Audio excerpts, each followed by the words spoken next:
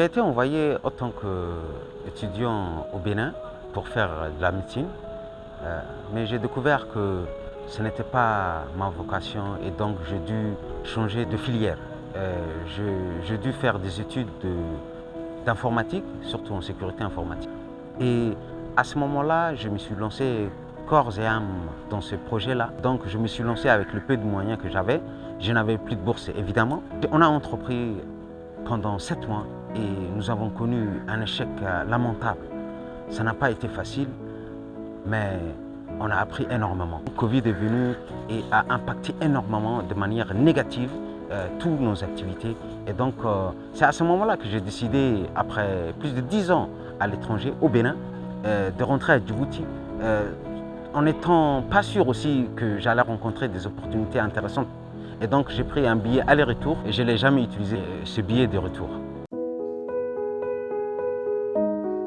Lorsque je suis revenu à Djibouti, après cette décennie d'absence, je ne connaissais que Arta, ma ville natale, et Djibouti bien sûr. Et j'ai vraiment entrepris déjà un voyage de redécouverte de ma région, de Arta, ces montagnes magnifiques, ces lits d'oued vraiment incroyables, les pistes qui mènent jusqu'à la plage. Ça m'a permis vraiment de renouer avec cette partie de moi-même que j'avais perdue depuis longtemps. Et donc, je ne pensais pas que ça pouvait me manquer à ce point-là. Donc ensuite, j'ai vraiment décidé d'aller découvrir toutes les autres régions que je ne connaissais pas de Djibouti. J'ai fait les touristes à Djibouti.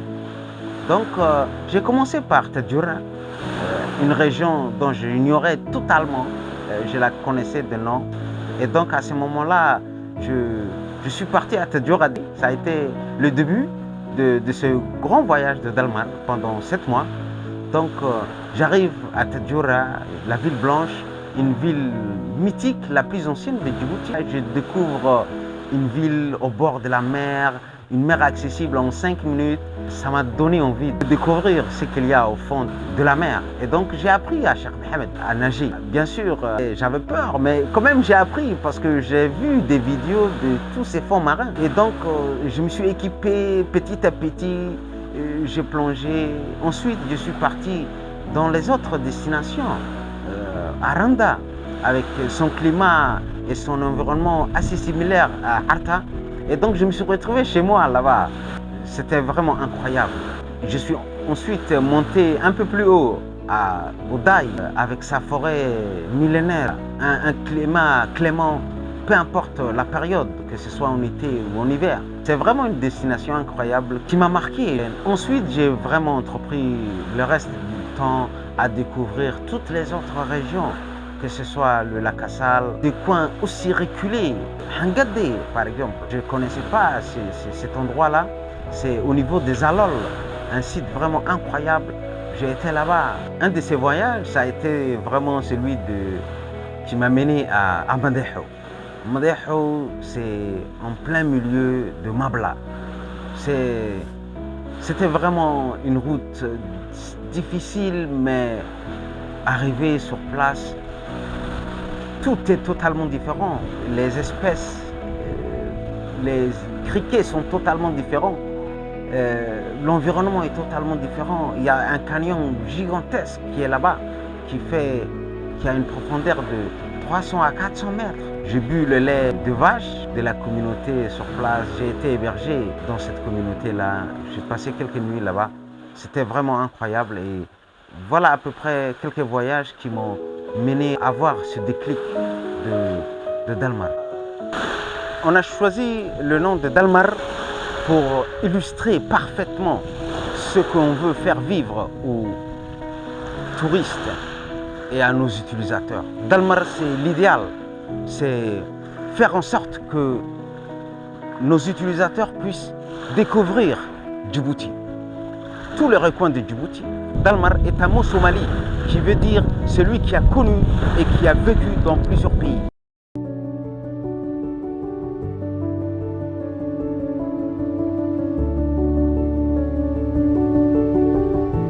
Il y avait un atelier sur le développement du tourisme durable. C'était co-organisé par l'Office national du tourisme, le Centre Clé et la Chambre de commerce. Une dame qui était là, à la clôture de ces ateliers, avait clairement défini le besoin d'une plateforme qui met en relation tous ces acteurs-là.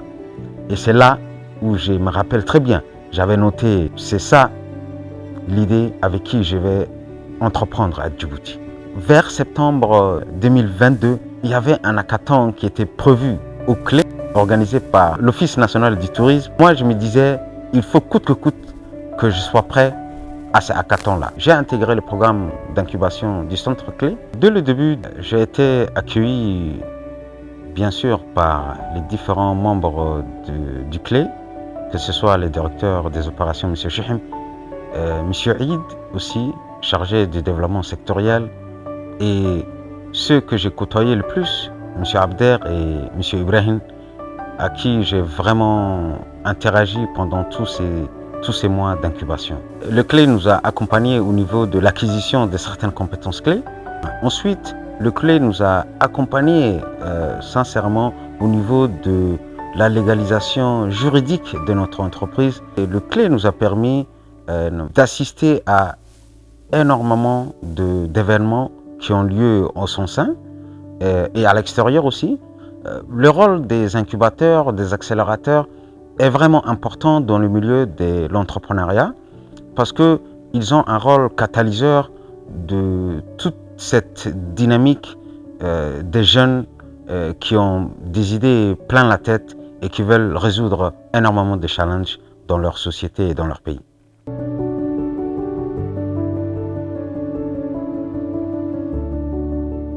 J'ai rencontré Yaroub la première fois lors d'un atelier animé par NT et Clé surtout. Nous avons discuté sur l'idée, sur son initiative et je l'ai tout de suite aimé, cette initiative. Après, nous avons aussi une deuxième fois, lors d'un webinaire sur X, anciennement Twitter, il a exposé l'idée de sa société. Et donc nous avons tout de suite aimé, tous les participants ont été impressionnés par cette société qui se nomme Dalmar. Nous avons posé beaucoup de questions pour savoir si, quand est-ce que ça commence, si ça a commencé et qu'est-ce qu'il faut faire pour s'inscrire. Personnellement, j'ai vu que c'était une opportunité posée par un jeune, une opportunité qui allait nous porter dans la scène au point de vue national.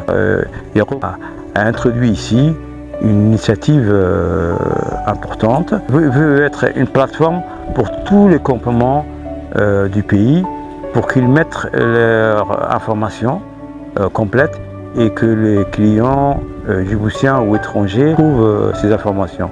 Et ensuite, c'est peut-être, pourquoi pas, au niveau régional ou au niveau continental.